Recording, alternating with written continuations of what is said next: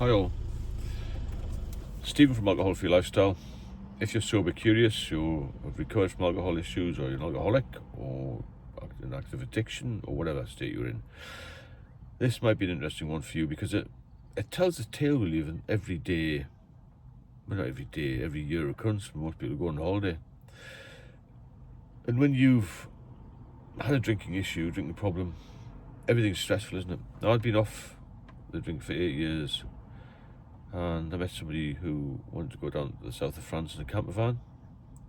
I started to drink a little bit, didn't I? The stigma of alcohol still is there, and I drank a little bit more to fit in after 8 years. Just start off with a can or two every other day, and it caught up with me, didn't it? It caught up with me in the worst place possible, abroad, driving a great big camper van the size of a Tesco food delivery vehicle. Now, over the years, as I've been drinking, my driving ability got less, really. I was less confident. I didn't drink and drive, but when I'd been off the drink, I was alright, but then I started again and started to feel a bit anxious again, and I couldn't really function properly. I know there's all this talk about functional alcoholic and all that sort of thing. I don't believe that. Anyway, it started off, I had a couple of drinks, so suggested we go down to the south of France, and I was going to drive most of the way. Now, the first few days were okay. I didn't have a drink. I thought, I'm not going to drink and risk getting pulled over in France or Switzerland or on the way down, or Germany. I can't remember the route now. So we took our time to go down. I was 6-7 days into it, feeling a bit stressed. Eventually found a better campsite. Got this camper van hooked up type thing, and I felt so relieved to be there. I thought, can I just have a few drinks? So I told this girl I'd met, I'm gonna have to have a few drinks. She didn't know I had a problem with alcohol. She just thought I didn't drink a lot, and I started with a few. We weren't going to move this camper van for a few days. We brought bikes just to get supplies and such like. So what happened was I started to have a couple of like beers at night, really, and as time went on, I started to feel a bit groggy. So in the mornings, I'd go down to the camp shop and get a couple more beers, and I eventually started to feel a little bit unwell. Now this happened very quickly after about 4 weeks of starting again. And then I was making excuses about not moving the camper van, and not moving it to campsite. She insisted we move further up into France. We did that, shared the drive, and I decided I didn't feel well. All the time making excuses, you know. And then went to Lake Garda in Italy, tried to stay there for a few days. She wanted to move around a bit and tour around, and that was the idea of the holiday, wasn't it? She didn't realise I was an alcoholic. So I started to feel very unwell and very shaky, very nervous on motorways, and the fast motorways in Italy, really fast. You know, they don't take any prisoners there. And I used to get very nervous. And she said, why are you sweating? What's wrong? You know, I used to try and pull over and try and pull myself together and get back on the road again, but it was really stressful at driving. And eventually I said, look, I'm not really confident on these motorways. I'll drive the more dangerous, you would say, minor roads up and down the mountains sort of thing, which you would have thought would be more stressful, but it was less stressful for me. I couldn't stand the fact I was on a straight road. It's very bizarre, isn't it? So as time went on, all we were doing was getting alcohol for me, really. And then she realised I had a bit of an issue, and things fell apart, as they do on a holiday, because you see people more, don't you? You spend a lot more time with them, and you get to know the habits, and the relationship broke down very quickly. But my point here is that even if you've been off for a long time, it will catch up with you very, very quickly. And just from having 1 or 2 cans for 1 or 2 times a week, I went back into full-blown addiction very, very quickly. And that's the problem. So even a holiday can be troublesome. In fact, years later, when I was getting myself sober again, the doctors always said to me, you know, watch out for certain trigger times. Christmas, New Year, birthdays, holidays especially, because when you're on holiday, no one's watching you really. Well, it's the person you're with, but when you're in your home environment, or you're in your hometown, there's always people watching you, isn't there? They feel there's people watching you.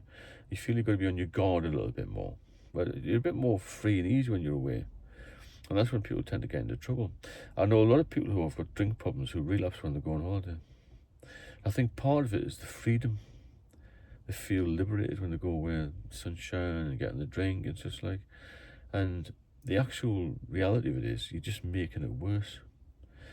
So I wouldn't even suggest it to somebody going on holiday if they've got an active addiction problem, because you'd be worse again.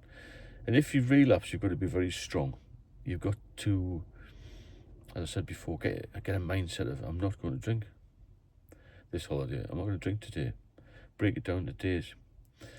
Because once you start again, you're pretty much gone. And I don't think many people can handle this relapse very well. With every relapse, it gets worse, because it has more effect on the brain. Because you detoxify yourself and suddenly your brain's hit again. Because when you're drinking a lot, your brain relies on this fix, you see. And when that's taken away from it, you go into this terrible state of withdrawal. Because your body's relying on that next drink. Where is it? Now, when I stopped suddenly, when I was about 40, I had seizures because I was so reliant on it. Physically, mentally reliant, not doing it as a brain thing. But I had a Valium after that. And so I never stopped suddenly again. And that's when I used to relapse again. So I'd be using the drink to self-medicate. I was so frightened just to stop, you see. So this is another thing you've got to watch out for. The whole thing's quite complicated in a way.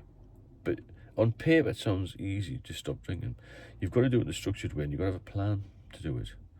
Now, the holiday in particular really brought home to me how quickly I went from 8 years sober and living a really easy-going, pleasant life to being right down the bottom of the bottle again within a matter of weeks.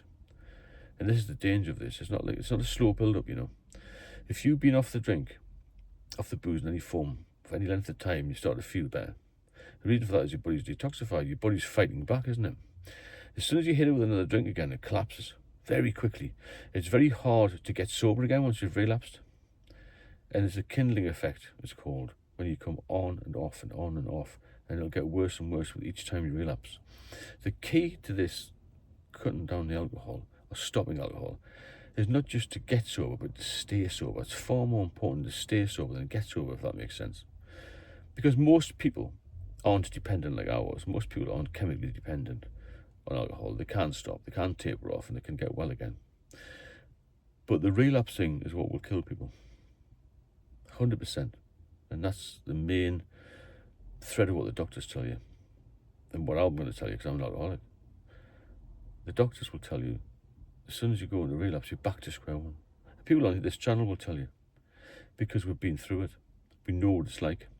You can't feel suddenly, well, wow, I've been off the drink 3 months. I'm going to feel really good. I'm going to go on holiday. I've saved 1,500 quid. I'm going to go get myself a little break to Turkey, Greece, wherever you're going to go. Because I guarantee that most of us will go back on it. So be careful out there, because it's a vicious disease, this. It comes back with ferocity. It's there all the time on your shoulders, just waiting to grab you again.